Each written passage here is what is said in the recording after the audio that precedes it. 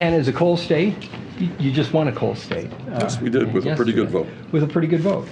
How would the Sanders administration address climate change while also managing a way forward for families dependent on coal jobs? Well, that's a very fair question, and it's a very important question.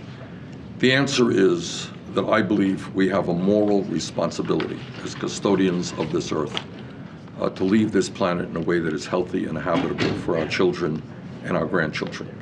And very frankly, as a member of the U.S. Senate Committee on the Environment, I can tell you, having talked to scientists all over our country and all over the world, that the debate is over. Climate change is real. Climate change is caused by human activity, and climate change is already causing devastating problems in our country and around the world. So that is kind of a no-brainer. It's real. We have to address it.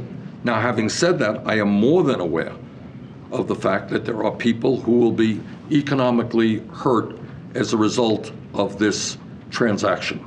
And that means that we have got to make sure that people who are hurt in this transformation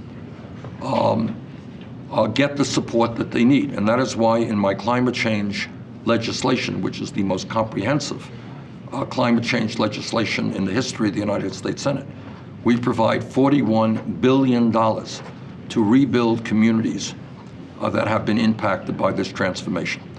And that means creating jobs in those communities. It means providing health care in those communities.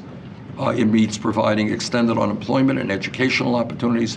In other words, what it says is that we understand that through no fault of their own, people in the fossil fuel industry have been impacted by the energy transformation, and they have got to be protected. And we are going to protect them in an unprecedented way. But having said that, for the sake of future generations, for our kids and our grandchildren, we have got to, in fact, deal with the planetary crisis of climate change. You mentioned education. I'd like to talk about that. Free access to higher education is a cornerstone of your campaign.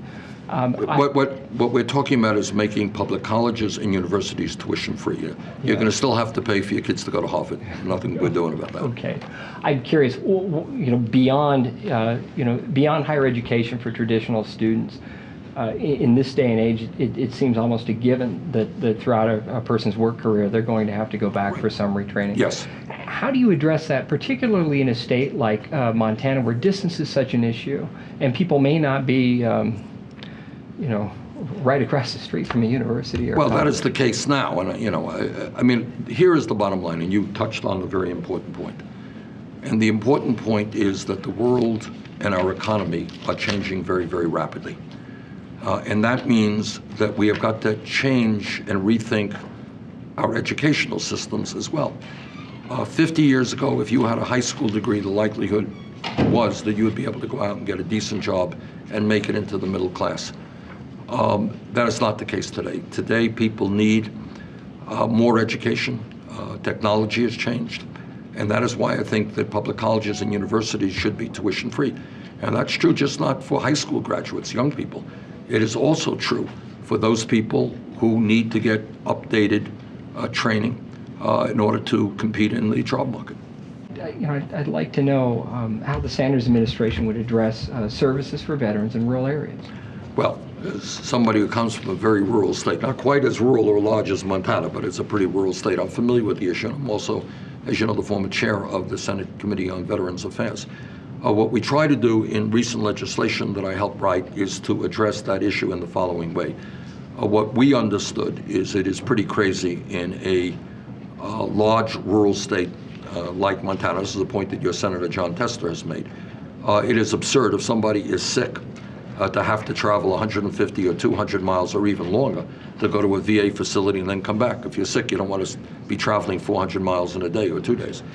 And what we have said is that when people are living a distance away from a VA facility, whether it's a community-based outreach clinic or a VA hospital, they should be able to get care at a private facility, go to a private physician or a community health center or whatever it may be. So that was an important provision, precisely addressing the question that you raised. In rural states, and Montana comes to mind as maybe the key example of this. Huge state, not a lot of population. People do have to travel long distances. So what we have got to do is make sure that veterans can get the health care they need where they need it, rather than having to travel hundreds of miles. What would the Sanders administration do to address some of the issues that have come with fracking? We would ban fracking. Altogether? Yeah. Okay. I think, look, again, this, like your very fair question regarding the fossil fuel industry. We have got to make a decision. And one of the crises that is looming, that is already appearing, but will only get worse in years to come, is the question of whether our country, and in fact countries all over the world, will have the clean drinking water they need to address the needs of their people. And I think what we have got to say is that the need for clean drinking water is a major imperative, and that we cannot allow the continuation of fracking. So I would move toward the banning of fracking. What are some of the sovereignty issues you've identified, and how might you address those? Well, I think there is no speech that I give, including the one we'll give tonight in Billings, which will not mention the plight of the Native American people. I have spoken to tribal elders. We just met with a group of elders in Missoula earlier today. And we meet with Native American people in many of the communities that we visit. And this is what I have learned. What I have learned is that on reservations, and we're going to Pine Ridge in South Dakota, I believe tomorrow, on reservations all across this country, the poverty rate, the unemployment rate, the rate of youth suicide are often off the charts. The Indian Health Service is failing to provide the quality health care that people need in many cases. Educational system is inadequate. Corporations are now coming into land that has belonged to the Native American people, that is precious to the Native American people, to excavate. So I think in a very fundamental way, we have got to change our relationship to the Native American people and give them the respect that they are certainly due. They have contributed so much to our culture, to our way of life, that we have got to develop a new and respectful relationship with them.